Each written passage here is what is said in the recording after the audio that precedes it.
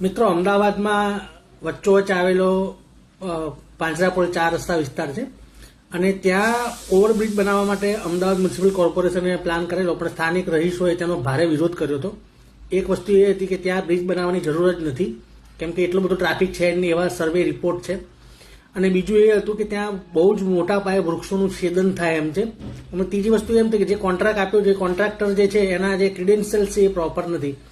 એવી બધી રજૂઆત સાથે એ લોકોએ હાઈકોર્ટમાં જાહેર હિતની અરજી કરી હતી અને એનું ખૂબ કહેવાય કે ઊંડાણપૂર્વક ને લાંબી બધી રજૂઆતો થઈ હતી.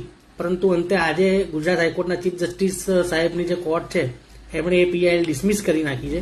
એટલે હવે જે લોકો આ પાંજરાપોળ ફ્લાયઓવર બનાવવાની ફેવરમાં છે એમના માટે આનંદની સ્થિતિ છે. અને પાંજરાપોળથી તમારે આઈઆઈએમ વસ્ત્રાપુર બાજુ જવું હોય તો આ ફ્લાયઓવર ઉપર થઈને તમે ટ્રાફિક ટાળી શકશો અને શાંતિથી તમે ડ્રાઈવ કરી શકશો.